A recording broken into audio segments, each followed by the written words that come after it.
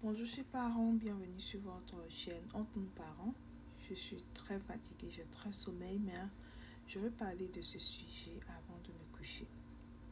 Ok, il y a un message. Dites-moi, chers amis, lorsqu'un père dit à qui veut l'entendre que sa fille, née avant son mariage, faite avec un amour scolaire, reconnu et à qui à un moment donné présente des comportements déviants tels que le vol, la fugue, la désobéissance, n'est plus sa fille, qu'elle n'existe plus pour lui, que peut-on faire?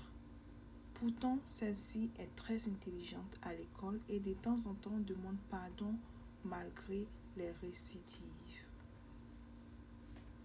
C'est une situation commune que nos parents vivent à un moment donné quand les enfants deviennent adolescents.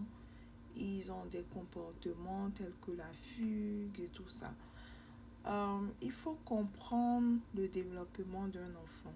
Quand l'enfant est plus jeune, de 0 à 5 ans, il y a un type de comportement que ces enfants ont.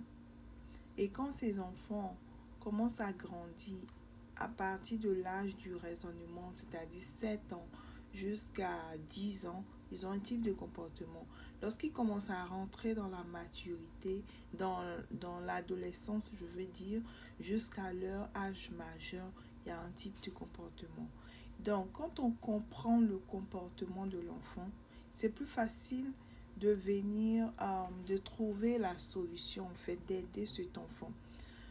Ça me peine que certains parents rejettent leurs enfants quand ils ont des comportements qu'ils jugent négatifs. Parce que moi, je ne crois pas qu'il y ait un comportement négatif en fait. Je pense que le comportement est un type de communication auquel on doit prêter attention. Donc, quand l'enfant a un comportement qu'on juge négatif, c'est-à-dire même, on ne juge même pas le comportement négatif, c'est l'enfant qu'on traite de mauvais en fait. Si on pouvait aussi faire la différence entre l'enfant et le comportement, c'est-à-dire juger le comportement de négatif, mais toujours aimer l'enfant, je pense qu'il y a plein d'enfants qui allaient revenir à la raison et qui n'allaient pas s'égarer. Donc, il faut voir quel âge a mon enfant. À cet âge, qu'est-ce que l'enfant fait? Si l'enfant commence, si à cet âge, puisque aussi à cet âge, les enfants, ils écoutent plus leur entourage. Les amitiés sont plus importantes que la famille dans la période de l'adolescence. Donc, si il y a trop de pression à la maison, l'enfant va fuguer, l'enfant va avoir des comportements de suiviste, il va vouloir faire tout ce que ses amis font et tout. Donc, il ne faut pas juger l'enfant. Il ne faut pas juger l'enfant. Il faut parler avec l'enfant, c'est tout. Moi, je pense qu'il faut parler avec l'enfant, comprendre son raisonnement. Pourquoi est-ce qu'il agit de telle ou telle manière? Comprendre. Il va communiquer. Et puis, ensemble, avec l'enfant, on doit inclure l'enfant dans la prise de solution et puis le mettre lui-même devant ses mots. C'est ce que je pense. Parce que si on veut rejeter l'enfant pour un mauvais comportement, ça veut dire qu'on a fui ses responsabilités. Alors que nous, les parents, nous sommes censés éduquer. Vous comprenez? Nous sommes censés éduquer. Que peu importe si l'enfant a un mauvais ou bon comportement, comme on le voit, c'est notre responsabilité d'éduquer cet enfant. C'est-à-dire que c'est pourquoi on doit prêter attention à la base, la fondation, bien poser les fondations. Quand les fondations sont bien posées, on a une bonne relation avec nos enfants. Au fur et à mesure qu'ils grandissent, on continue. Ça va aller. Faut pas dire que je fais la fondation, c'est fini. Non, l'enfant peut changer. Il faut toujours être là pour son enfant. Il faut jamais rejeter son enfant, peu importe s'il a un comportement qu'on juge mauvais ou pas. Les enfants ont toujours besoin de nous. Et je le dis toujours dans mes vidéos que c'est la qualité de la relation qui va guider l'enfant, qui va orienter les choix de l'enfant. Si l'enfant va vous écouter ou pas. Donc, misez beaucoup sur la relation que vous avez avec vos enfants. Misez beaucoup. Très important. On ne rejette pas ses enfants.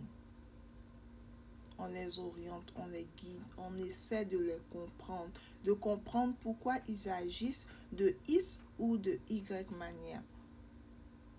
Et si on a besoin d'aide, on a besoin de ressources, il ne faut pas avoir honte de demander, il ne faut pas avoir honte de poser des questions, il ne faut pas avoir honte de prendre des conseils avec des personnes qui ont réussi l'éducation de leurs enfants ou qui nous ont devancés. Il ne faut pas avoir honte de partir vers des professionnels si ces professionnels sont disponibles en fait.